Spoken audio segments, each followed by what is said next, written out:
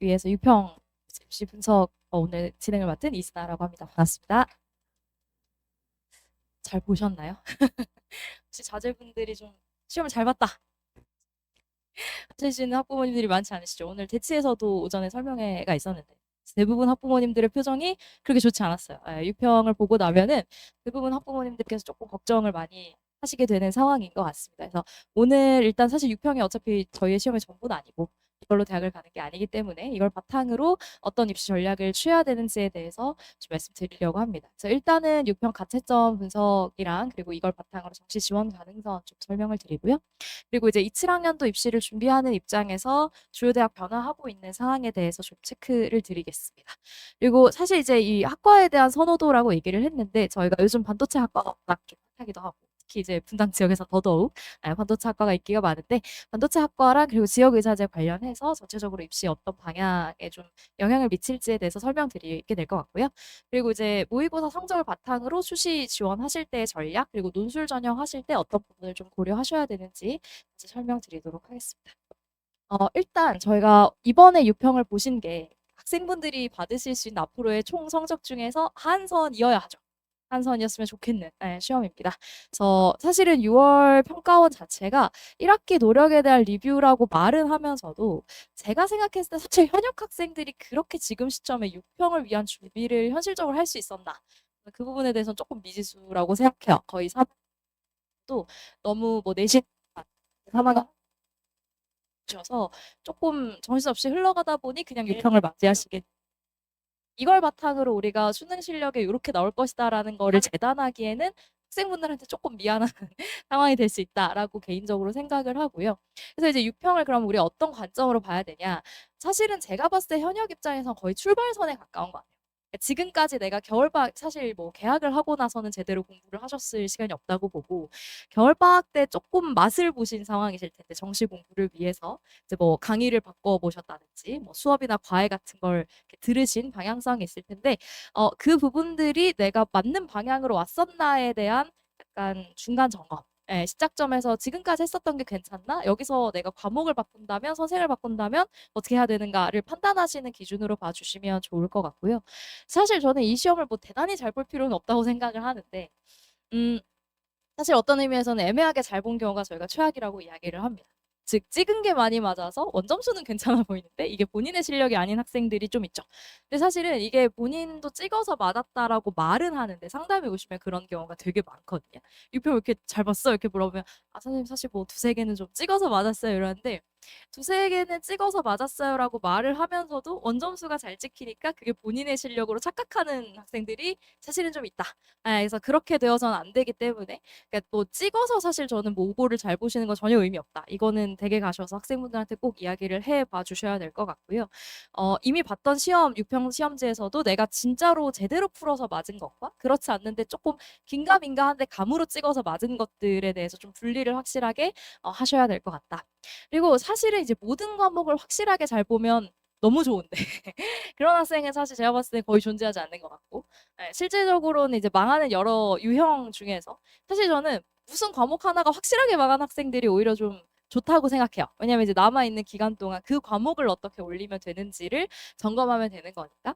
그리고 사실은 과목 안에서도 조금 세부적이라고 보는 부분이 내가 국어 시험을 봤을 때도 국어 중에서 나는 문학을 확실하게 망한다. 비문학을 확실하게 망한다. 이제 이런 기준이 본인이 스스로 서시면 남아있는 기간 동안 공부를 하시는 데에서 전략을 조금 더 구체적으로 잡으실 수 있으실 거라고 생각해요. 근데 현역 학생들이 아직 내가 뭘 못하고 잘하는지에 대한 판단이 아직 안 서 있는 경우들이 사실은 너무 많습니다. 상담에 오시면 뭘 틀렸냐라고 물어보는 거에서 그냥 뭐 대부분 실수해서 뭐 좀 아직 공부가 덜 돼서 모고를 안 풀어봐서 감이 떨어져서 뭐 이런 추상적인 소리나 하지 구체적으로 본인이 뭐가 부족하다라는 걸 잘 집어내는 학생이 많지 않아요. 그래서 그거를 평가하실 수 있는 기준으로서 이번 6평을 활용해 주시면 좋겠다라는 부분이고요. 그리고 이제 이 6평 가채점에 대해서 전체적으로 좀 거시적인 부분을 말씀을 드리려고 하는데 이제 재학생 숫자 그리고 졸업생 숫자가 이렇게 되어 있습니다. 전체적으로 인원수가 조금 줄어든 상황인 거는 맞고요. 근데 뭐 사실 이제 졸업생이 좀 늘어난 거에 대해서는 당연한 얘기인 것 같아요. 뭐 매년 사실은 역대급 뭐 재수생 관생이 많다. 이거는 사실 매년 거의 더위만큼 갱신되고 있는 거죠. 올해가 작년보다 무조건 더웠다. 이것처럼 뭐 계속 이제 졸업생 숫자는 늘어나는 느낌인 건데 올해가 아무래도 좀 더 유독 많을 수는 있을 것 같아요. 왜냐면 현 체제 수능의 마지막이기 때문에 재수 N수생 학생들 입장에서도 다음 체계의 수능을 대비하기는 조금 심리적으로 장벽이 있을 거라서 아마 이번 수능 때 재수생들의 비율은 굉장히 높을 거라고 생각은 되고요. 다만 재학생 그 인구 수 자체의 감소로 인해서 전체적인 인구 자체가 줄어들고 있는 것 자체는 사실 제가 봤을 때는 어떤 의미에서는 호재죠. 어쨌든 대학의 좌석 자체는 정해져 있는데 우리가 시험 경쟁자로 들어오는 학생들의 인구가 조금 줄었다는 거는 뭐 어느 면에서 봐도 그렇게 뭐 손해 보는 거는 아니다. 이렇게 이해를 해주시면 될 것 같습니다. 이걸 이제 그 중에서도 과탐 과목 관련해서 이제 수험생이 감소 추세다. 뭐 너무 당연한 얘기이기는 한데요. 지금 사실 2, 6학년도 6평 기준으로 과탐 한 과목 이상 선택한 학생이 24만 8천 명 정도였다가 이게 이제 20만 명 정도로 좀 줄어든 상황이 됐는데 굉장히 인원이 적어진 상황인 거죠. 그리고 이 중에서 졸업생이 줄어든 것보다도 졸업생을 보시면 사실상 그렇게 큰 차이가 있는 게 아니라는 거를 보실 수 있는데 현역 학생들 위주로 거의 빠진 거죠. 현역 학생들 입장에서는 제가 봤을 때 사실 공부량 자체가 이미 많은 상황이기도 하고 내신 때문에 뭐 공부할 시간이 없다 이러고 있는 와중에 과탐을 들고 가는 것 자체가 너무 부담이 되고 있는 상황인 것 같고요. 그래서 뭐 넘어갈 학생들은 이미 사탐으로 다 넘어가 있는 상황이신 것 같다. 혹시 여기 과탐을 본다, 한 과목 이상이라도 보신다 하시는 학부모님 계실까요? 그래도 조금 있으시, 그래도 굉장히 이제 용기 있게 이과 학생으로서의 뭔가 사실 오늘 자연계열 논술 앞에서 들으셨을 거라서 이과 학부모님 들으실 건데 이 중에 한 절반 정도는 그래도 이과로서의 어떤 자신감, 자존심 이걸 이제 내려놓지 않고 과탐을 안고 가고 있는 상황인 것 같습니다. 근데 거의 대부분 이과 학생들 중에서도 그 자신감을 그냥 버리고 자존심을 내려놓고 사탐으로 넘어간 학생들이 사실상 너무 많다. 이 부분을 이제 보기는 해야 될 것 같고요. 그리고 이제 과목별로의 예상 등급 컷이랑 이걸 통해서 우리가 수능을 어떻게 예측하면 좋을지를 좀 설명을 드리려는데 사실상 지금 1등급 컷이 화작이랑 엄매가 뭐 이렇게 나와 있고 6평 본 직후에 나와 있는 예상 등급 컷이라는 거는 사실상 바뀔 수도 있는 부분이고요.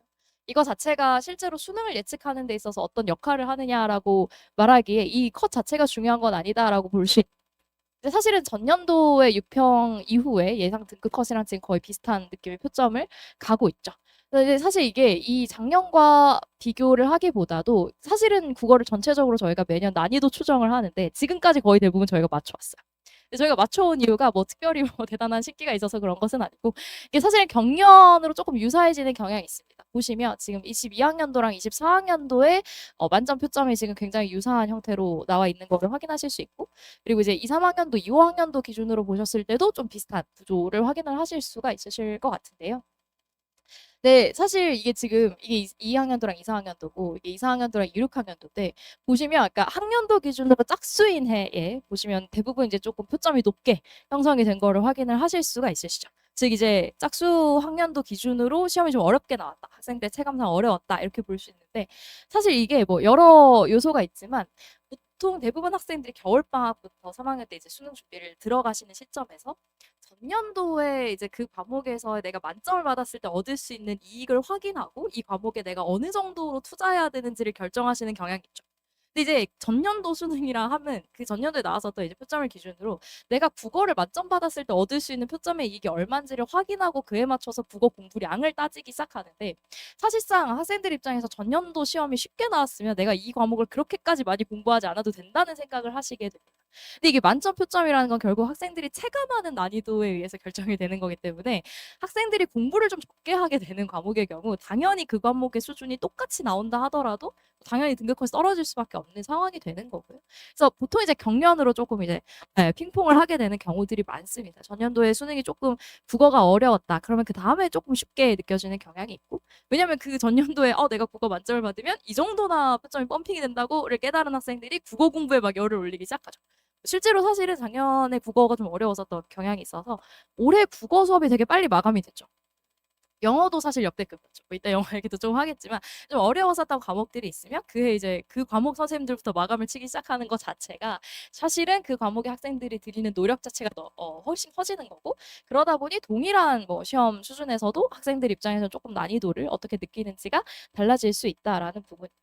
근데 그러면 그랬을 때 27학년도 이건 수학이고 27학년도 기준으로도 우리가 똑같이 홀수회랑 같은 방식으로 나올 거냐 이 부분에 대해서는 약간 의미가 좀 다를 수 있을 것 같은데요. 지금 3월, 5월, 6월 국어가 사실상 제가 봤을 때는 굉장히 평이한 수준으로 출제가 되고 있는 것 같고 3월은 제가 봤을 때 뭐 대부분 학생들이 크게 약간 변별력 이슈도 있었었기 때문에 겨울방학에 공부를 잘한 학생이든 못한 학생이든 그냥 비슷비슷한 성적을 받고 끝나신 것 같고 약간 출제 오류 뭐 이런 이야기도 나올 정도로 변별이 잘 된 시험은 아니었었던 것 같고 5월이랑 6월도 사실은 좀 평이한 상태에서 이제 수능에 평가원 문제를 풀게 되다 보니까 학생들 입장에서 내가 지금 이 국어를 얼마나 잘하는지에 대한 본인의 위치 자각이 잘 안 되고 있는 느낌이기는 합니다. 근데 이런 경우에 네, 본인이 어쨌든 국어 공부가 좀 잘 돼 있다는 걸 알면서도 나쁘지 않게 원점수가 찍혀 있는데 라는 생각을 하시고 그러다 이제 부평도 만약에 그냥 평이한 수준으로 출제가 됐다. 그러면 수능에서 그냥 평이한 수준으로 나와도 학생들의 공부량 자체가 떨어져서 훨씬 표점 자체는 펌핑이 되는 경우가 생길 수도 있을 것 같고요. 그래서 부평이 이제 어떻게 나오는지가 오히려 수능 국어를 좀 예측하는 데 도움이 되지 않을까라는 생각이 듭니다. 그리고 사실 이거 이제 농담 반 진담 반으로 하는 이야기지만 올해가 현 체제 수능에서의 마지막이어서 이제 출제 교수님들이 가슴속에 품어놨던 각자의 킬러 문제를 올해 들고 오시는 경우에는 좀 문제가 크게 생길 수 있지 않을까. 뭐 본인의 이제 사실은 국어보다 과탐이 더 그런 역할이 있을 수 있죠. 특히 투과목 막 이런 거는 가슴속에 하나씩 품고 있던 본인의 박사 논문 주제 뭐 이런 거 이제 들고 나오시면 학생들이 굉장히 곤란해지는 건데 국어도 사실상 지금까지 좀 아껴뒀었던 국어에서의 특이한 소재들 나올 수 있죠. 충분히 그런 부분이 생길 수 있을 것 같고 특히 언매 같은 경우에 어렵게 내려면 얼마든지 어렵게 낼 수 있는 포인트여서 약간 좀 이번 수능이 지금까지 예측을 깨고 마지막으로 이제 몰빵을 하시는 상황이 되면 조금 난이도 올라가지 않을까라는 생각도 하고는 있습니다. 그리고 이제 수학은 반면에 국어와는 좀 다른 양상이죠. 왜냐면 지금 컷이 사실 그렇게 중요한 거는 아닌 게 수학을 수능에서 1등급 받는데 2등급 받는데 필요한 점수라는 건 거의 대부분 정해져 있는 느낌이에요. 한 4개까지 틀리면 사실 수능에서는 뭐 1등급 받는데 큰 이슈는 없다라고 보시면 될 것 같고 사실 학생들이 틀리는 내용 자체가 거의 정해져 있는 상황이죠. 4점짜리 4개를 이분하게 딱 잘 틀려서 그걸 이제 84점 뭐 혹은 내가 한 개 더 맞아가지고 88점 선에서 이제 1등급을 잘 가져가시는 게 학생들의 1번 목표이신 것 같고요. 그리고 이제 사실 80점 정도 사실 학생들한테 너 수학 5개 틀려야 되라고 하면 뭐 틀릴래라고 하면 거의 대부분 정해져 있어요. 15번, 21번, 22번, 28번, 30번 뭐 이렇게 틀리시는 거고 이번에 좀 특이하게 29번이 약간 조금 뭐 학생들 입장에서는 그랬던 것 같고 그리고 3점짜리 문제가 이번에 하나 조금 이상하게 나온 문제가 있다고 학생들 최근에 이제 상담하는데 뭐 홀수로 틀려갖고 왔길래 공부 잘하는데 너 이거 뭐냐 이랬더니 이번에 수학 중에 미적 파트에서 조금 개념이 학생들 입장에서 잘못 오개념을 가지고 있을 수 있을 만한 부분이 3점짜리로 나오는 방향 그 25번이었나? 아무튼 그래서 이제 학생들이 좀 예상외로 틀렸던 파트가 하나 있었던 것 같아요. 그래서 이제 뭐 홀수 점수로 나오기도 하는데 사실 실질적으로는 거의 1등급 컷이 한 84점 정도에서 나오는 추세라고 봐주시면 될 것 같습니다. 그래서 거의 뭐 학생들이 지금 1등급이나 2등급을 수학에서 받기 위해서 필요한 점수는 거의 정해져 있는 상황이라서 사실 저는 실질적으로 컨설팅을 할 때도 그렇고 설명회를 가르쳐도 말씀을 드리는 게 지금 본인이 2등급을 안정적으로 혹시 못 받고 있는 상황의 경우에는 그냥 킬러를 깔끔하게 버리고 남아있는 문제를 그 100분이라는 시간 동안 푸는 거에만 집중을 하는 게 맞다. 그리고 80점을 일단 맞춰놓은 다음에 그 다음부터 내가 5개 중에 뭘부터 정복을 해나가야 될지를 플랜을 짜시는 게 맞다. 이렇게 말씀을 드리고 있고요. 그리고 이제 사탐런이랑 비슷하게 확통런이라고 하죠. 이제 미적을 보시다가 확통으로 갈까라는 고민도 요즘 이과 학생들이 조금 하시는 것 같은데 사실 이제 이 부분에 대해서 저도 수학 선생님들한테 뭐 여쭤보기도 하고 이제 실질적으로 뭐 필드에서 상담하시는 선생님들한테도 확인을 좀 해보면 사실은 이제 확통을 통해서 미적에서 받는 거랑 같은 위치를 선점을 하려면 확통은 거의 다 맞아야 되고 미적에서 이제 한두 개 정도는 좀 미스가 나도 거의 비슷하다 이렇게 이야기를 많이 하세요. 그래서 사실은 뭐 우리 입장에서 그게 맞는 얘기죠. 미적을 이미 하고 있는 학생들 입장에서 확통으로 넘어간다면 이걸 다 맞겠다는 각오를 가지고 넘어가시거나 하셔야 되는 거지. 그냥 확통이 이과 학생들이 보시기에 문과 애들이 하니까 좀 쉬워 보인다라는 생각으로 넘어가신다. 그 밑에는 이제 내가 미적을 했을 때 뭐 다 맞을 수 있을 것 같지 않고 너무 많이 틀리는 것 같고 뭐 이런 부분이겠지만 그거는 좀 신중하셔야 되는 게 확통해서 넘어갔을 때 본인이 다 맞을 수 있을 거라는 각오가 없으시면 그냥 미적에서 한두 개 기스 나시면서 가시는 게 훨씬 더 나은 상황이라고 말씀을 드리게 됩니다. 그리고 사실 실제로 공부했을 때도 확통이라는 과목은 약간 지금까지 수원수투의 범위랑은 좀 다른 내용을 배우는 것이어서 그러니까 이과 학생들 입장에서 확통이 사실 이과 학생들이라고 무조건 이렇게 쉽게 느껴지거나 재밌게 느껴지는 파트도 아니에요. 이게 그냥 경우의 수 했을 때 괜찮았던 학생들이면 모를까. 요즘 경우의 수 괜찮다고 하는 학생들 거의 없죠. 그렇기 때문에 확통으로 넘어간다고 하셨을 때도 이게 사실은 공부량 자체가 책이 얇아 보여서 그렇지 아예 새로운 내용을 배우는 거고, 미적은 책이 좀 두꺼워 보여도 사실은 수원수투에서 하셨던 내용이랑 연관되는 부분이 커서 이미 미적을 내가 뭐 크게 나쁘지 않게 가고 있는 상황이면 이걸 확통으로 돌리실 필요는 없다. 확통으로 가셔서 뭐더 많이 맞아야 되는 승부를 굳이 안 하셔도 될 것 같다라는 게 이제 수학에 대한 부분. 그리고 이제 영어는 지금 절평으로 바뀐 이후에 그 1등급 퍼센테이지를 제가 지금 쭉 작성을 해둔 건데요. 사실 이제 첫 해에 영어가 지금 그 절대평가로 전환한 거의 의도에 가장 부합하게 시험이 나왔던 거죠. 10%를 이제 준 거고, 사실 이제 그 뒤로는 좀 들쭉날쭉한 부분들이 있습니다. 근데 이제 보시면 최근에 봤을 때 사실 2, 4학년도 때도 영어가 되게 어려웠었다는 이야기가 많아요. 원래 4%가 이제 1등급이니까. 거의 1등급보다 조금 더 이제 준 정도밖에 안 돼서 절대평가의 의의를 좀 못 살린 시험이었다였는데 2, 6학년도 때 망했죠.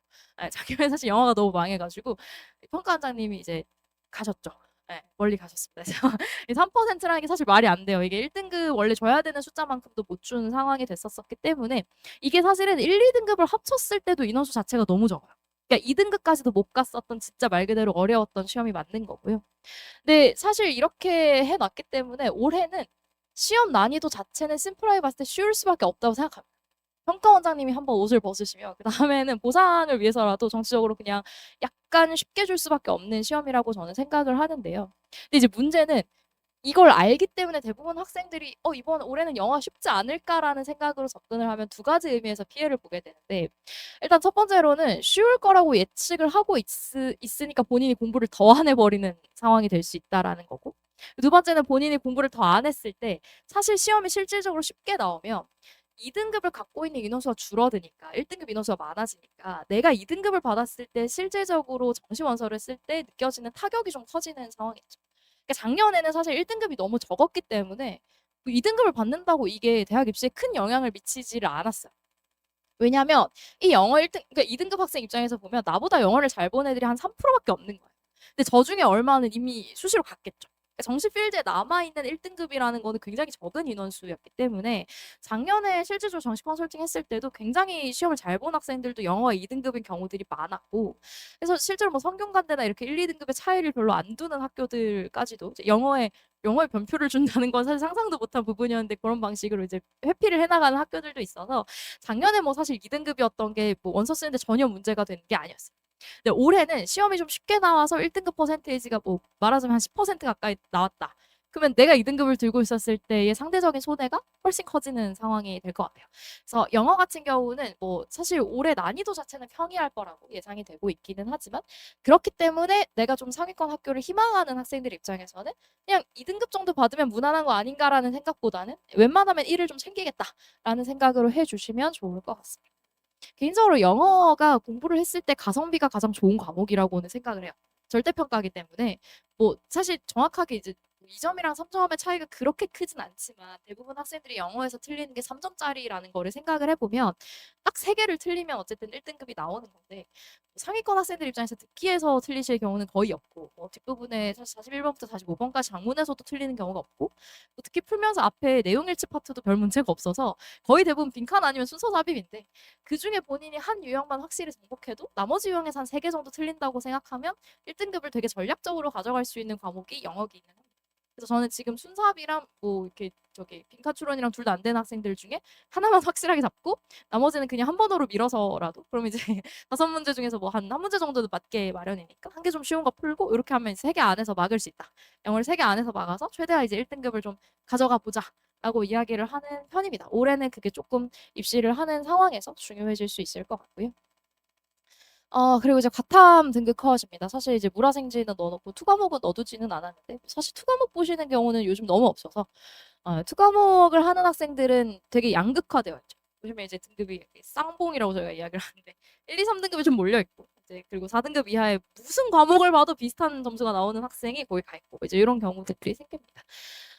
사실상 이제 뭐 투과목 같은 경우는 뭐 이제 강제하는 학교가 있지 않아서, 예전에 서울대 같은 경우는 그런 게 있었지만 물화생지 원과 그러니까 과탐을 들고 있는 학생들도 2를 들고 있는 경우는 없고 그냥 대부분 이제 원 과목에서 마무리를 하시는 것 같고요. 이 중에서도 거의 한 절반은 한 생지 중에 하나를 들고 계시는 게 아닌가라는 생각을 해봅니다.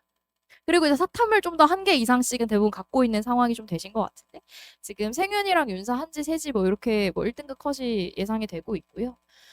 윤사가 이제 조금 어려웠었던 것 같기는 한데 생윤이랑 윤사가 사실상 제가 생각했을 때 이과 학생들이 넘어가서 좋은 과목은 아닌 것 같아요.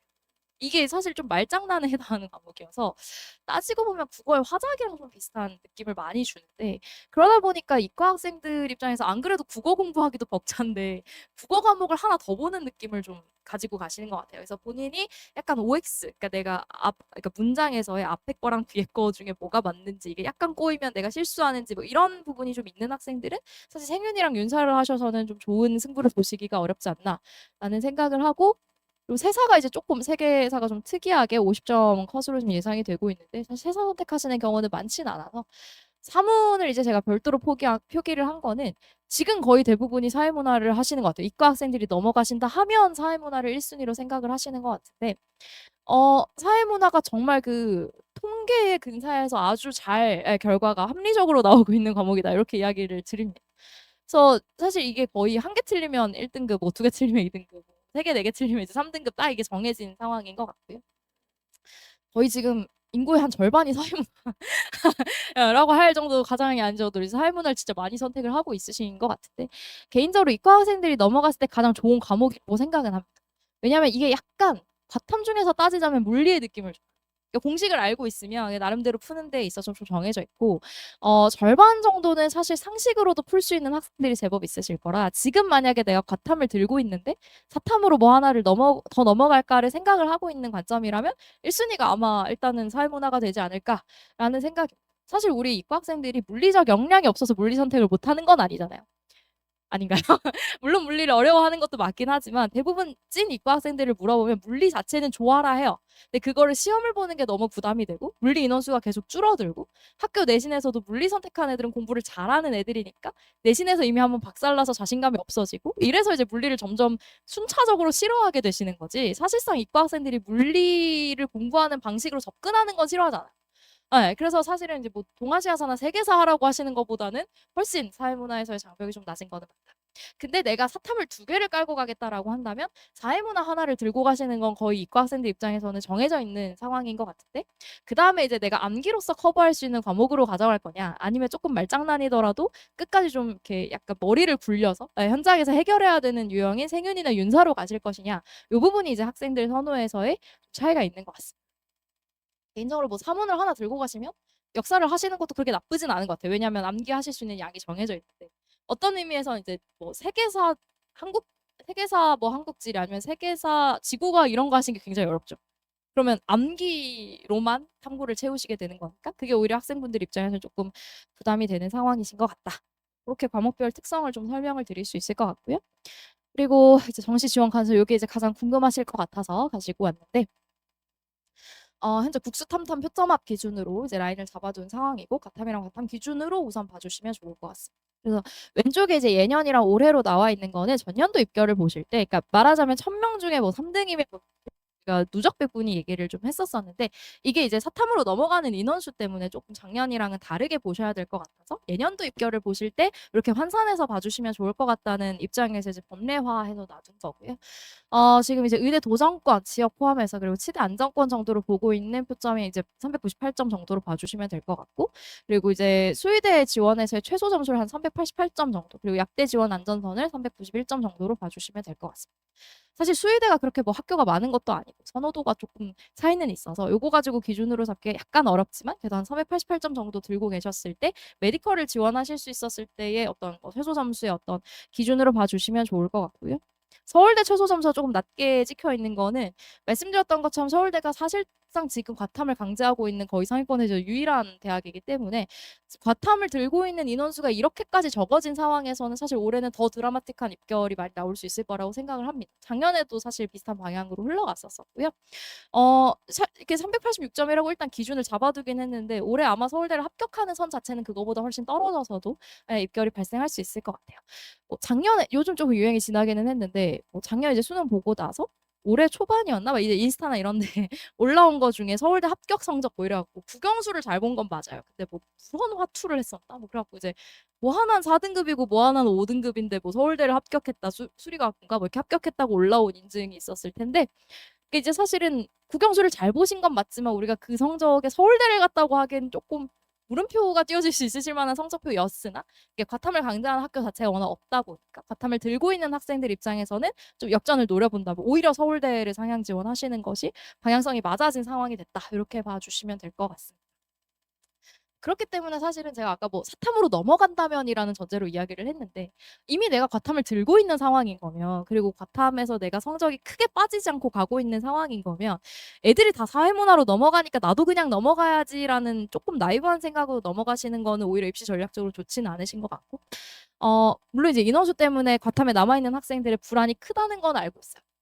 그치만 사실 사탐으로 넘어간다라고 했을 때 지금 내가 사탐으로 간다면 아까 사회문화나 이런 컷으로 보셨을 때 틀려야 되는 개수가 사실은 굉장히 좁은 범위라는 거를 확인하실 수 있으실 거고 지금부터 새 과목을 하는 거에 대한 부담도 분명히 학생들 입장에서 있으실 거기 때문에 오히려 내가 지금 과탐을 들고 있는데 뭐 한 3등급 범위에서라도 방어를 하면서 가고 있는 것 같다라고 하면 사실 뭐 굳이 남들 다 가니까 나도 사회문화 해야 돼 이렇게까지 생각하지는 않으셔도 될 것 같습니다.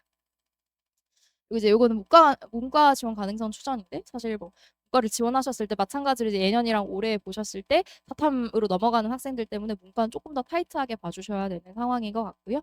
연고대 지원 가능 최소 점수로서 저희가 394점 정도를 보고 있고 중앙 경의선에서는 387점으로 보고 있습니다. 근데 저희가 이 이과 문과 지원 가능성 추정이라는 이 표 자체가 약간 타이트하게 보는 게 맞아요. 왜냐하면 이걸 기준으로 사실상 6평이랑 9평은 수시 지원에서의 의미가 있는 점수이신 거지 이걸로 어차피 정시대학을 가시는 건 아니잖아요. 그러니까 6평이랑 9평 성적이라는 건 내가 이 학교에 납치당할 각오를 하면서도 여기에 원서를 써야 되나의 기준인 거기 때문에 이거랑 동등한 정도로 내가 갈 수 있을 것 같은 학교를 아예 안 쓰고 더 상향 지원을 하기 위한 카드로서 이거를 보시는 거라서 저희가 조금 더 보수적으로 볼 수밖에 없다는 점을 말씀을 드리게 될 것 같고요.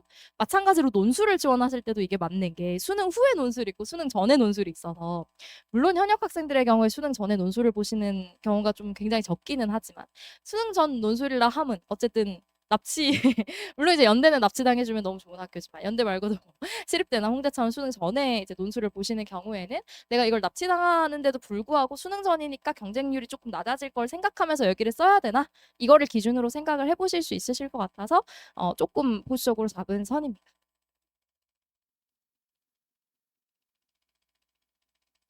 그리고 이제 27학년도 입시에서 조금 거시적인 부분을 볼 수 있을 것 같은데요.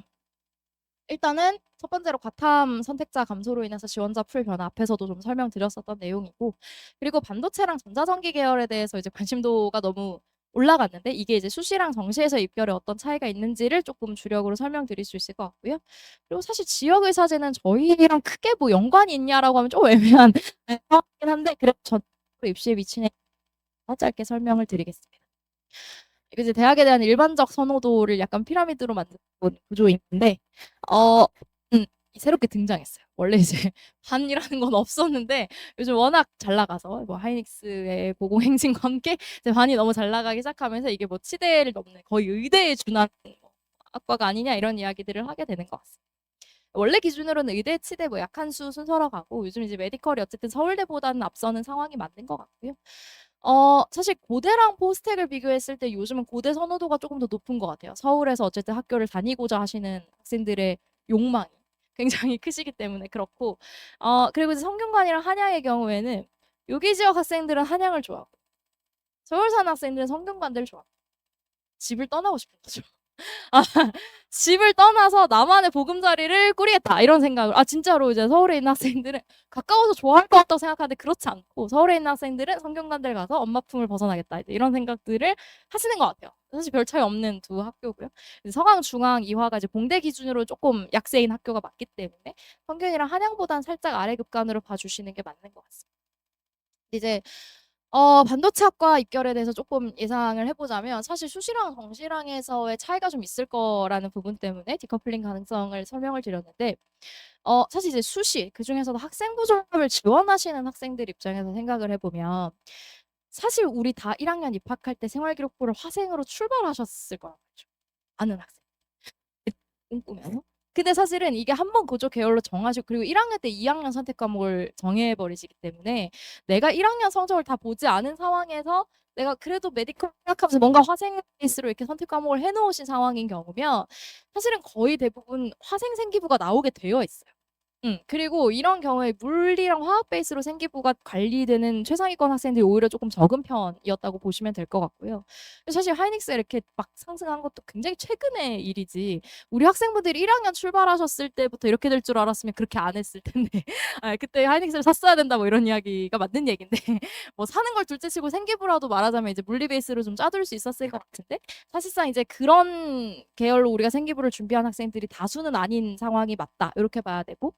뭐 물리 베이스를 짠 학생들 중에서는 따지자면 이제 컴퓨터 공학을 좀 생각하시면서 그때까지만 해도 AI가 이렇게 발전하시기 전이라 좀 인기가 좀 있었었는데 근데 컴공 지원을 한 생기부라는 건 사실상 물리 베이스라기보다는 구체적으로는 수학 베이스인 생기부여서 그걸 가지고도 반도체학과 즉 내가 소프트웨어 계열을 갖고 하드웨어를 지원하는 거는 약간 다른 범위가 되기 마련이기는 합니다. 그래서 사실 올해 반도체학과가 이렇게 인기가 높아졌음에도 불구하고 갑자기 반도체학과가 준비되어 있는 생활기록부가 갑자기 탄생하기는 굉장히 어려운 상황이어서 수시에서의 입결이라는 거는 제가 봤을 때는 뭐 그렇게 큰 차이가 있을 것 같지는 않다라는 생각이고요. 물론 교과 전형의 경우에 당연히 오를 수 있겠지만 학생부 종합 전형 기준으로 봤을 때는 뭐 이 생기부가 갑자기 등장하지 않는 이상 조금 내가 이미 반도체 계열로 생기부를 잘 짜놨는데 올해 입결이 너무 높아질 것 같아서 무서워서 못 쓰겠어요라고 하실 단계는 절대 아니다. 네, 그렇게 보시는 게 맞을 것 같고요. 그리고 사실 이제 정시를 간다면 뭐 이게 사실 뭐 반도체 계열이나 이런 데 있기가 많으니까 훨씬 좀 작년 정시 때부터도 이미 입결이 좀 높아지기 시작했던 거는 확인하실 수 있으실 것 같습니다.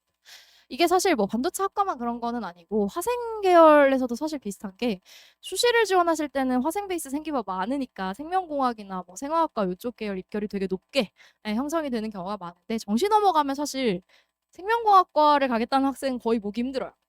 그래서 이런 부분들을 좀 생각을 하면서 지금까지 내가 준비되어 있는 거를 굳이 버리고 입결이 높을 거라는 걱정 때문에 제외하실 필요는 없으실 것 같습니다. 그리고 이제 지역의사제를 도입을 하고 있는데 이게 사실 저희랑 그렇게 직접적으로 영향이 전혀 없게 느껴지기는 하지만 이게 사실 권역별 내로 봤을 때는 메디컬 수시 전형의 경쟁이 약간 완화될 수는 있죠. 어쨌든 최상위권의 티켓이 한 350짜리 정도가 더 생기는 상황이기 때문에 이게 입시의 전체적인 면으로 봤을 때는 저는 나쁠 거는 없다고 생각을 하는 거고 왜냐면 최상위권 학생들 입장에서 사실 우리가 뭐 정시를 준비하든 수시를 준비하든 최상위권은 정시랑 수시 경쟁력이 대부분 같이 가는 경우들이 되게 많습니다. 근데 이제 이 학생들이 지역의사제로 인해서 수시에서 이미 한 자리씩을 들고 가주는 인원이 요만큼 생겨주는 거는 우리 입장에서 훨씬 이득인 거는 맞다. 이렇게 봐주셔야 될 것 같고요. 근데 이제 합격자도 사실 이렇게 한 개에만 어쨌든 등록을 할 수 있는 상황, 6장을 써서도 한 개만 가실 수 있는 상황이다 보니까 뭐 권역별로 그 지역별로의 메디컬 교과 위주 전형 기준으로는 커트라인이 약간 떨어질 수 있다. 이렇게는 봐주실 수 있을 것 같고 다만 그게 뭐 인원수 엄청 많진 않으니까 뭐 되게 뭐 우리가 1,500짜리 생겼을 때처럼 막 0.2씩 떨어질 것이다. 이거는 뭐 기대하기는 좀 어려운 상황이다. 근데 이제 그때랑 비교를 해서 좀 상황을 살펴보자면 그러니까 지역에 있는 학생들 입장에서는 좀 확실한 1승 카드가 생긴 거는 맞죠. 그러니까 말하자면 내가 부산에서의 전교 1등이다라고 했을 때, 부산에서 내가 의대를 쓰려면 부산대 하나, 뭐 동아대 하나를 잡아두고 나머지를 이제 수도권이나 뭐 다른 지역으로 쌓아 올리기 시작해야 되는 상황인데, 이게 지역 입장에서 생각을 해보면 나의 부산대 카드가 더더욱 확실해진 시점이라 동아대를 한 장 더 쓰지 않고 나머지 5장을 다 수도권으로 쏴버리는 상황이 생기게 되는 경우들은 있습니다. 그래서 그러니까 이 남아있는 수시 지원 카드를 서울 수도권 상위 메디컬에 투자하는 경향이라는 게 딱 그런 얘기인 거죠. 한 장을 확실한 1승을 챙겨놓고 나머지를 이제 점핑을 노리면서 상향 지원을 하시게 되는 상황인 건데 그러다 보니까 수도권에서의 교과 위주 전형 끝선은 오히려 좀 올라가는 경우들도 생길 수가 있다. 그리고 이제 지역 메디컬이나 교과 위주 최저 학력 기준이 평이한 전형 요 경우에는 약간의 뭐 하락이 될 수 있는 상황인 거는 아까 말씀드렸던 것처럼 그 1승을 챙기는 학생들이 조금 범위가 늘어날 수 있다는 점에서 말씀을 드린 겁니다. 근데 뭐 사실 전체적으로 우리 입장에서 이 전략을 생각하면서 가는 학생들은 전혀 아니시기 때문에 그냥 딱 심플하게 생각했을 때 정시 필드에 남아있는 학생 수가 어쨌든 최상위권이 좀 줄어드는 거는 맞긴 할 거고 그중에 일부가 또 지역의사제나 이런 걸로 빠져나갈 수 있는 인원임을 생각해보면 이런 자리가 생기는 것 자체는 이과 수험생들 입장에서 나쁠 건 없어요. 근데 어느 정도나 낙수 효과가 클 것이냐를 봤을 때 뭐 우리가 1,500 티켓 생겼을 때처럼의 기대하기는 어렵겠지만 이 정도의 효과를 바라볼 수는 있을 것 같다. 이렇게 봐주시면 될 것 같습니다. 그리고 이제 뭐 학교별로의 체크 포인트 조금 설명을 드리면 저희 이제 크게 변화 없을 것 같아요. 올해까지. 예, 뭐 28학년도에 너무 대격변이 예고가 되어 있어서 27학년도 때 대학들이 굳이 뭔가 엄청난 변화를 벌진 않는 것 같고 조금 소소한 변화들 정도가 있습니다. 뭐 서울대 큰 변경 사항 없고요. 고대 같은 경우에서도 사실상 뭐 특별한 거는 아니 면접 폐지되어 있어서 계속 운영을 하고 있는 상황이었었기 때문에 뭐 사실은 이거 지금 시점에서 그렇게 새로운 내용도 아닌 것 같아요. 그냥 학업 우수형 정도면 제가 봤을 때 납치당할 생각을 하시면서 다 쓰시는 것 같고요. 이거 뭐 수능 후로 면접을 미룬다 이게 아니어도 그냥 충분히 고대 학업 우수형 정도 최저 맞춰서 쓸 수 있으면 내가 내신에서의 조금 아쉬움을 수능 최저로 장벽을 세우겠다라는 생각으로 많이 지원을 해주시는 것 같고 연대에서의 차이를 좀 보자면 이제 국제형 면접 인원이 좀 증가했다는 부분 그리고 올해 논술에서 과학 관련 제시 한다는 점. 사실 이거 왜 갑자기 올해 만들었지라고 생각했는데 저희 컨설턴트 팀에서 저희 엔제 팀에서 회의하다가 컨설턴트 한 분이 굉장히 합리적인 의견을 내셔서 오 이거 다 맞다 하고 박수치고 넘어갔는데 과학을 안 하니까 애들이 너무 많이 보러 와가지고 채점하기 힘들었었던 게 아니냐라고 얘기를 했는데 맞는 것 같은 거예요. 이게 또 수능 전이고 이러니까 막 연대를 약간 뭐랄까 조커 혹은 도박 뭐 로또 이런 생각으로 이제 가시는 것 같은데 이게 과학이라도 안 걸어 놓으니까 너무 많은 애들이 와서 채점하는 게 피곤했었던 게 아닌가. 이제 과탐을 하면 사실상 보러 갈 수 있는 학생들이 조금 한정되는 경우는 있을 것 같아서 오 그거 되게 그럴듯하다. 이렇게 되게 어른의 사정에서 맞는 얘기 같다 이러고 넘어갔었는데 아무튼 올해 이제 과학 관련 제시문이 부활을 했다. 그리고 모집 단위 변경점이 조금 있는데 상경대학 응용통계학과가 인문계열로 원래 선발하다 이게 이제 통합계열로 바뀌면서 이론상 이 응통이 과학 제시문을 봐야 되는 상황이 됐는데 과연 이제 그런 학생들이 지원을 할 것인가 실제로 그런 정도의 그러니까 지문이 나올 것인가에 대해서는 조금 두고 봐야 될 것 같습니다.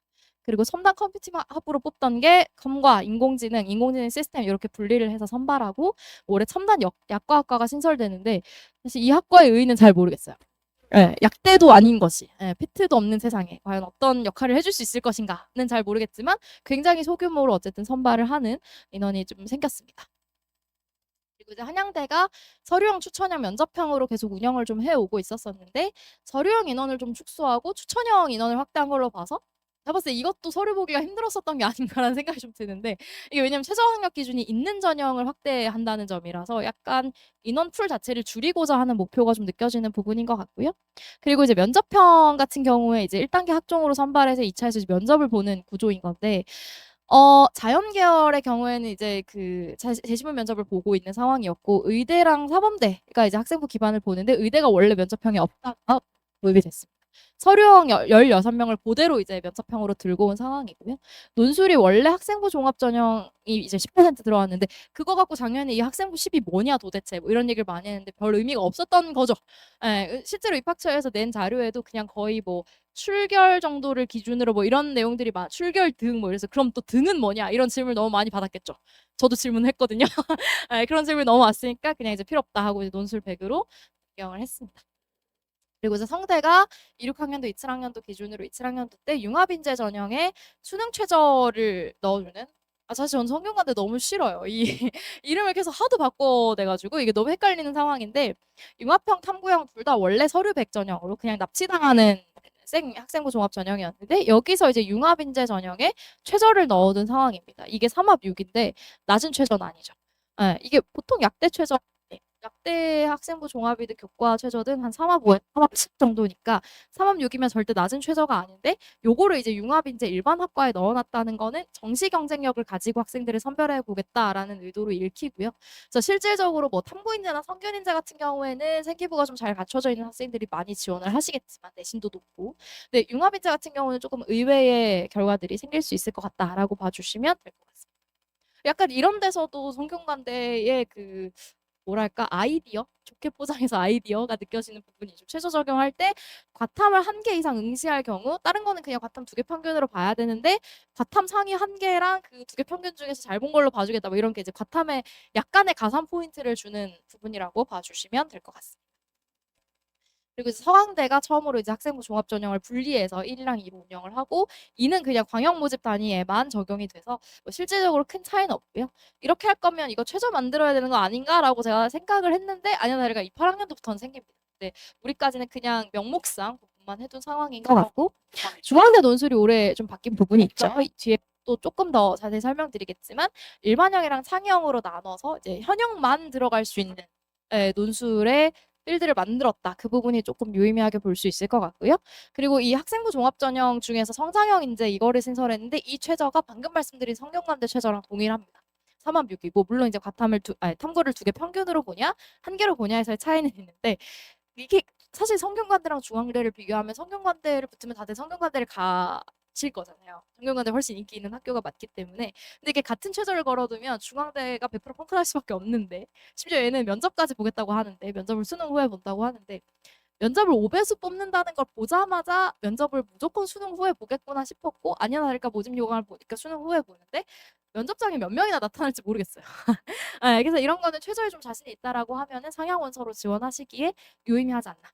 옛날에 고대가 4합할 그 학업부 시험하면서 면접까지 있을 당시에 4합할 맞추고 1차를 붙으면 거의 대부분 합격한다. 이런 이야기를 했는데 중앙대가 똑같은 구조를 뭔가 노리고 있는 것 같아요. 그래서 내가 뭔가 생기부가 완벽하게 학종식으로 준비가 된 건 아니지만 뭐 최소한의 성실성은 좀 있고 뭐 수학 성적 나쁘진 않고 뭐 만약 이런 상황이다.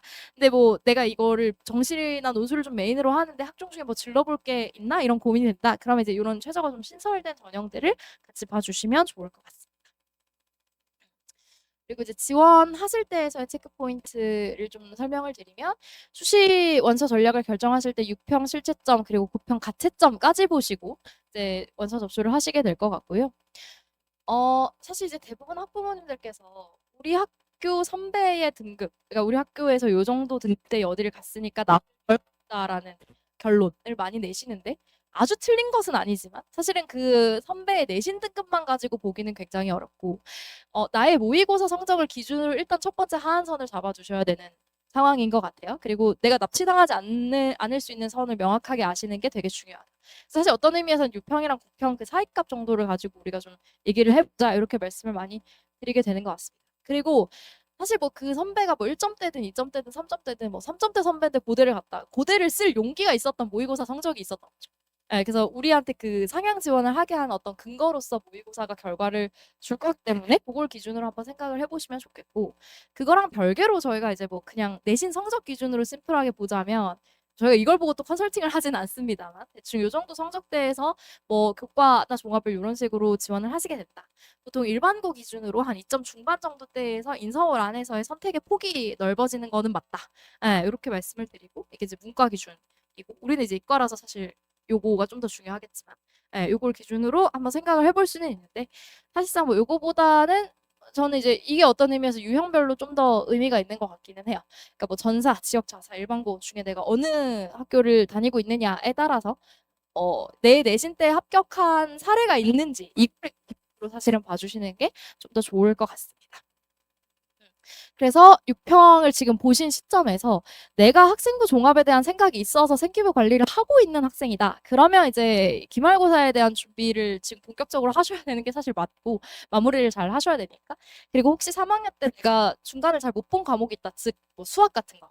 여기 다 자연계열 학부모님들이시니까 뭐 같으면 사실 지금 없죠. 거의 절평 과목이니까 사실 의미가 없고 미적이나 확통이 남아있는데 내가 중간고사를 조금 못 봤다. 그럼 이제 그 과목에서의 세특을 신경 써주시는 게 학종을 중점으로 생각하시는 학부모님들 입장에선 중요하실 것 같은데 만약에 나는 이미 학종이 그렇게 중요하다고 생각하지 않아서 약간 이제 다른 방향성으로 생각을 하고 있다. 그러면 이제 생기부나 기말고사에 대한 의미를 많이 두시기에는 지금 시간이 별로 없는 것 같아요. 그렇게 하실 필요까지는 없는 것 같고 그냥 본격적으로 이제 정시에서 필요한 암기 과목에서의 비중을 좀 높이기 시작하셔야 되는 시점이다. 부평을 의미 있게 잘 보는 게 본인의 수시 전략을 위해서라도 더 중요하다. 이게 맞는 것 같고 그리고 논술 전형을 위해서라도 이미 이제 학원을 사실 겨울방학 때 한번 맛보기를 하셨을 확률이 높고 그리고 이제 여름방학 계획을 조금 더 논술을 같이 포함하셔서 구체화해 주시는 게 필요할 것 같습니다. 그래서 수시 전략을 결정하실 때는 일단은 학교 안에서의 나의 위치를 한번 첫 번째로 보시고 내 정성 요소 즉 학생부 종합으로 갈 수 있는 상황이 맞는지에 대한 거를 두 번째로 검토를 해보시고 그거랑 내 모의고사 성적을 비교했을 때 어느 정도 선까지 수시 지원하는데 의미가 있는지를 보시고 만약에 그 중간에서의 그 크게 의미가 없는 것 같다. 내가 모의고사로 기대하는 것보다 학생부 종합이나 교과로 지원할 수 있는 범위가 너무 낮은 것 같다. 그러면 이제 상향을 지원할 수 있는 건 우리가 아직 안 본 시험을 중심으로 하는 거죠. 논술. 정학과 정시가 될 것 같습니다.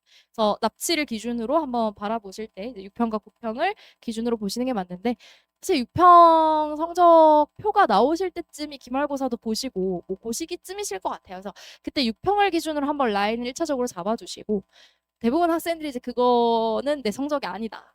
이거보다 잘 볼 수 있다. 라고 할 거예요.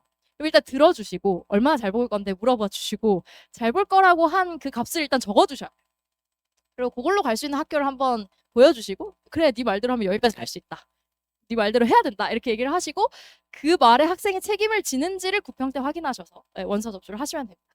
만약에 그때 우리 아이가 증명을 못했다. 그러면 이제 어머님들 말을 들어야 되죠. 자, 내가 뭐 수능은 더 잘 볼 거야 이런 이제 내 고집은 통하지 않는다. 이런 얘기를 좀 해주시고 결정을 해주시면 될 것 같습니다. 그리고 이제 논술 얘기를 하면서 조금 보면 좋을 것 같은데 앞에서도 이제 논술 얘기를 충분히 들으셨을 것 같지만 그냥 제가 자연계열 논술 구조만 한번 정리를 해왔습니다. 연대가 이제 통합과학이 생겼고 대부분의 학교들이 수능 직후주 그 다음 주 그 다음 주에 이제 논술이 몰려 있죠. 그래서 이제 그때 파이널을 들으시면서 논술을 가게 되는데 여기 있는 학교들은 전부 논술 100으로 선발을 하는 학교들이고요. 최저가 절대 낮지 않은 상황입니다. 사실 성대가 수원이랑 뭐 범위도 좀 작은 편이고 실제로 성균관대 논술이 그렇게 어렵지 않다고 성균관대 입학처에서도 계속 홍보를 하죠. 얘기를 하는 게 아니라 정확히 홍보를 하는 건데 뭐 실질적으로 뭐 답안 유형을 쓰는 방식만 우리가 좀 성균관대는 준비하는데 그렇게 어렵지 않다라고 얘기를 하지만 그 안에서도 변별력이 없는 거는 아니고 특히 최저 부분에서도 사실 변별되는 요소가 많이 있기 때문에 중심을 잘 잡아주셔야 될 것 같고요.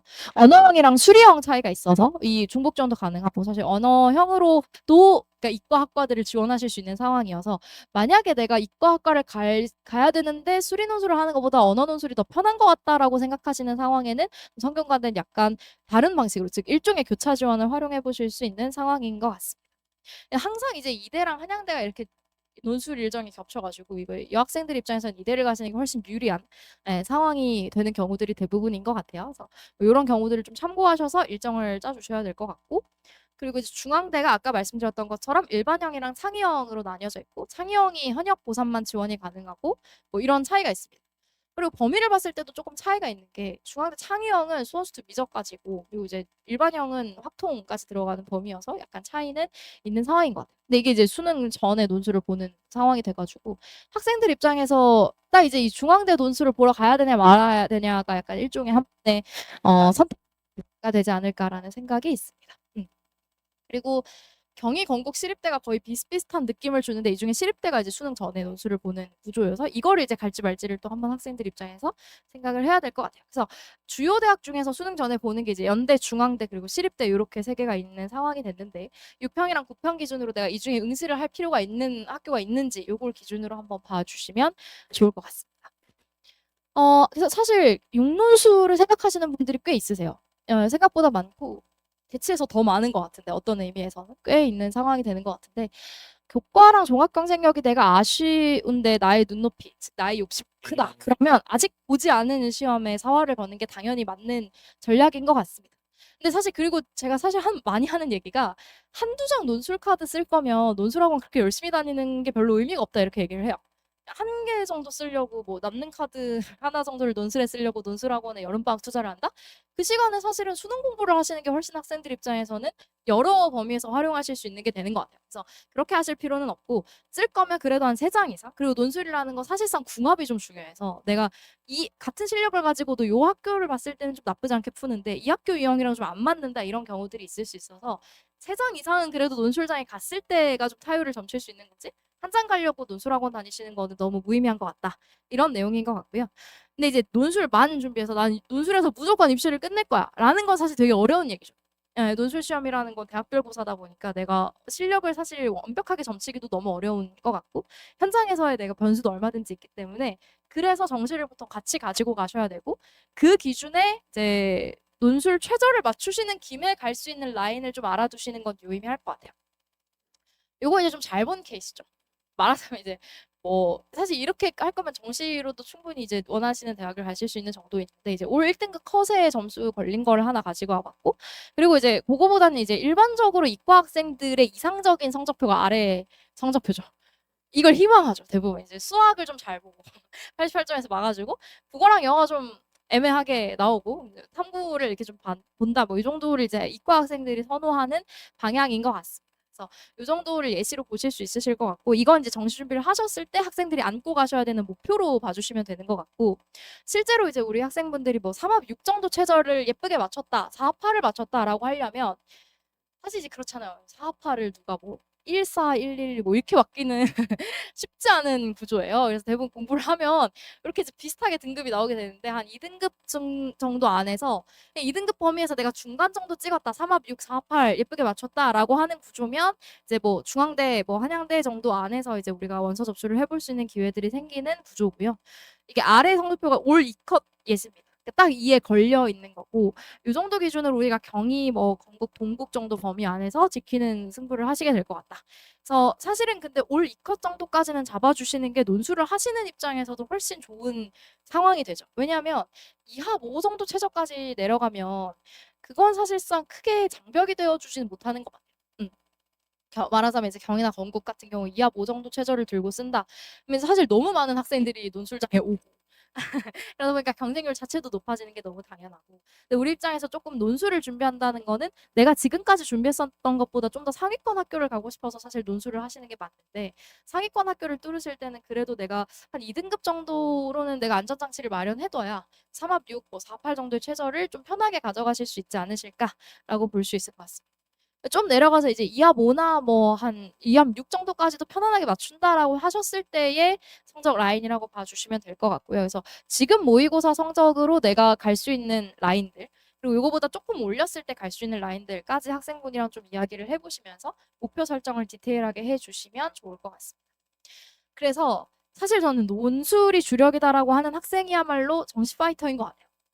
정시 파이터 가는데 논술 6장을 한 번 더 해볼 수 있는 기회가 있다. 이렇게 보는 게 맞는 것 같고요. 그리고 저는 이 논술 원서를 짤 때 물론 지금보다 나중에 학생분들이 여름방학 특강까지 들으시고 나면 좀 더 구체적인 전략을 수립하실 수 있으시겠지만 저는 일단 원서 접수를 하는 관점에서 저는 이제 입시 컨설턴트니까 논술 강사가 아니어서 이렇게 딱 논술 원서를 어떻게 쓸까를 생각하실 때는 시험을 내가 6평이랑 9평을 이렇게 놓고 보셨을 때 6평, 9평 중간값보다 좀 더 잘, 그러니까 나의 맥스, 나의 리즈, 내가 제일 잘 본 시험, 이거는 나의 고점이다라고 하는 시험이 나왔을 때 그 성적으로 갈 수 있는 목표치가 될 수 있을 만한 1안, 2안, 1지망, 2지망이랑 진짜 내가 망해도 이 최저는 맞춘다라고 하는 거를 적절히 섞어 쓰셔야지 비슷한 최저에 올인을 해두셨다가는 정말 많이 망해요. 예, 나락을 가게 됩니다. 한 번 최저 하나 미끄러졌는데 말하자면 작년처럼 영어 믿고 뭔가 원서를 썼다가 영어는 나 무조건 1등급이야. 그러니까 뭐 영어 1로 내가 뭐 3합 5든 3합 6이든 다 맞춰. 이래놓고 이제 그 비슷한 최저 3합 6, 3합 7 요 사이에 이제 한 원서 4장 깔았다가 영어에서 갑자기 뭐 2 뜨고 3 뜨고 이러면은 그냥 4장이 날아가는 상황이 될 수 있다. 그래서 학생들 입장에서는 좀 수능 최저별로 약간 구간을 나눠서 논술 전략을 수립해 주시는 게 일단 1순위일 것 같습니다. 그리고 이제 마지막으로 여름방학 공부하시는 방향에 대해서 좀 총론만 얘기를 드리면 될 것 같은데 6평 분석을 하셔야 돼요. 안 했을 수도 있어요. 했다고 말만 하고 안 했을 수 있습니다. 6평에 대한 분석이 첫 번째로 너무 필요하고 처음에 제가 설명드렸던 것처럼 학생들이 본인이 뭘 잘하고 뭘 못하는지 잘 몰라요. 그래서 그걸 아는 것부터 출발하셔야 9평에 대한 전략을 수립하시기가 훨씬 쉬워지시는 거고 그리고 정시까지 생각하고 가야 되는 입장이죠, 저희는. 그렇기 때문에 수학을 절대 포기하지 말아야 한다. 사실 저는 수리 논술 준비하시는 학생들 입장에서는 결국 수학 점수랑 같이 가는 것 같아요. 인문 논술은 좀 다른 것 같은데 인문 논술은 국어를 잘 못해도 국어 등급이 낮아도 인문 논술 자체에 좀 특화된 학생들이 있을 수 있지만 수리 논술은 기본적인 수학 실력이 어느 정도는 뒷받침되어줘야 공부를 하시기가 훨씬 쉽고 그러니까 말하자면 이제 수능 시험지에 본인이 풀이한 거를 그냥 대학에 제출하는 느낌이 논술인 거죠. 그러니까 애초에 문제의 답을 맞출 수 있는 학생이어야 풀이 과정도 연습을 하실 수 있다라는 점에서 수학을 포기하지 말고 잘 가시는 게 맞다. 그리고 실제로 사실 수학을 가지고 최저를 맞추게 되실 확률이 높아요. 제가 봤을 때는. 국어는 믿을 것이 못 됩니다. 제가 뭐 국어 강사도 아니지만 국어 잘 보던 학생들도 이게 첫 교시라서 제가 계속 주구장창 주장하는 게 제가 교육부 장관이 되면 국어보다 한국사를 먼저 봐야 돼. 한국사를 1교시 해봐야지 왜 국어를 1교시 해보지? 라고 항상 생각하는데 국어를 1교시 해보니까 애들이 막 정신을 못 차리고 뭐 원래 1등급 나오던 애들이 막 3등급 받아오고 이런 경우가 너무 많아서 그거를 믿고 최저 플랜을 짜는 거는 좀 쉽지 않다. 수학이 오히려 나 몇 개까지 틀리면 딱 그 등급이 나와. 이게 계산이 서는 과목이기 때문에 수학 중심으로 가주시는 게 맞을 것 같고요. 그리고 여름방학 때는 진짜로 탐구 준비를 해야 돼요. 아직 안 해둔 학생들이 있죠. 사탐 런은 해놓고 사탐 공부는 하지 않은 학생들 분명히 있습니다. 근데 암기를 나중에 해야지라고 미루고 계시겠지만 이제 정말 까먹을 시간도 없기 때문에 여름방학부터는 탐구에 대한 준비를 좀 열심히 해 주셔야 될 것 같고요.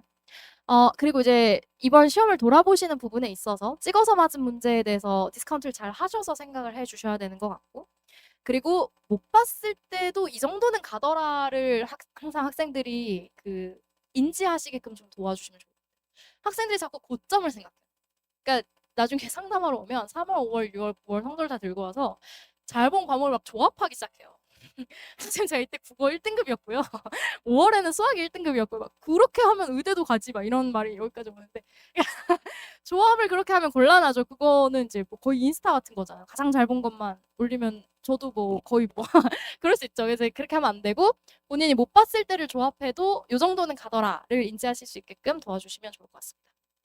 그리고 이제 유튜브처럼 인강을 보시는데 인강을 켜놓고 이제 시청을 하시는 공부를 많이 하시고 이제 그런 경우들이 많아서 진짜 본인이 훈련을 하시는 시간을 좀 잘 맞출 수 있게 해주셨으면 좋을 것 같습니다. 그리고 이제 실수라고 계속 얘기를 많이 하는데 저는 학생들한테 얘기하는 게 실수를 왜 하는지를 써두고 그거 시험지 받으면 써놓는 습관을 가지라고 얘기를 많이 해요. 뭐 문제를 잘못 읽었다, 뭐 숫자를 내가 등호 기호를 잘못 썼다, 뭐 이런 본인이 하는 실수 유형을 좀 써놓고 그걸 어디 적어놓고 수능장에도 들고 가셔야지 그냥 실수했어라고 얘기하면 이제 지켜보는 어머님들만 화병이 나죠. 그래서 뭘 틀렸냐고 뭘 실수했냐고가 되는 거라서 그거를 끝까지 파헤쳐서 무슨 실수인지를 알게 해주셨으면 좋겠고, 그리고 책 그만 사주셔도 사실은 전 된다고 봐요. 근데 이제 애들이 책값을 그래서 이제 책을 사달라 이렇게 얘기를 하는데 거의 못 푸는 것 같아요. 사실상 지금부터 봐야 되는 거는 뭐 수특 수완뿐만 아니라 이제 실무 중심으로 사실 가시는 거고, 음, 사실 뭐 지금부터 새롭게 개념서를 사서 풀강의를 듣겠다라는 건 거의 어려운 얘기이기 때문에 조금 학생들이 책 자체를 너무 많이 사뒀다가 제가 키가 158인데 거의 대부분 학생들이 버리는 책이 제 키 정도 돼요. 그거는 이제 사실 못 풀고 버리는 거기 때문에 그렇게 하지 말아야 된다. 그리고 대부분 학생들이 지가 잘하는 거 계속 공부하려고 하는 성향들이 있는데 막 그러면서 변명이 많아요. 수학을 1등급 받는 애가 계속 수학 공부를 하면서 너 왜 아직도 수학해? 그러면은 뭐 엄마 뭐 내가 3점짜리 실수할까 봐 뭐 이제 이런 얘기를 하기 시작하는데 그럴 확률보다는 본인이 그냥 못 보던 과목 끝까지 못 볼 확률이 훨씬 높죠. 그래서 이제부터는 잘하는 과목은 유지하시는데 그냥 약간 뭔가 시간을 좀 두시면서 관리하시는 방향으로 가시고 확실하게 집중하셔야 되는 과목을 가지고 가셔야 된다.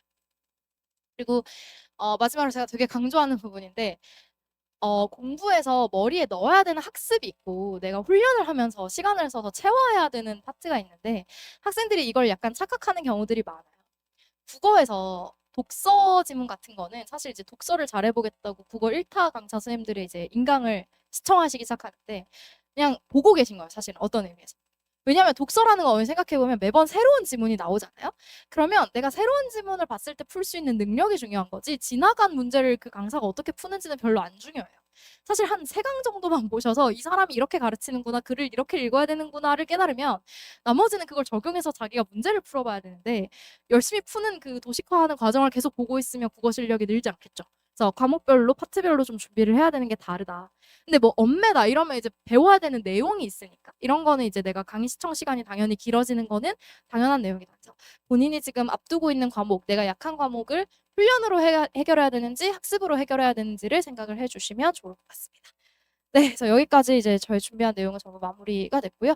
6평을 보신 다음에 사실 저희가 뭐 상담이나 이런 부분들을 항상 얘기를 드릴 때 조금 지금 시기가 애매한 것 같아요. 그러니까 학생들이 지금 6평 성적을 그렇게 자기 성적이라고 믿고 싶어 하지 않는 경우들이 많고 실제적으로 지금은 어쨌든 기말고사를 앞두고 있으시기 때문에 기말고사까지 내가 정시나 논술을 중심으로 생각하시더라도 기말을 약간 그래도 뭐 유지를 하신 상황에서 일단은 학교 생활을 마무리하시고 뒤에 남아있는 기간 동안 논술이나 정시 전략을 어떻게 가져가실지를 생각을 해주시면 좋을 것 같습니다.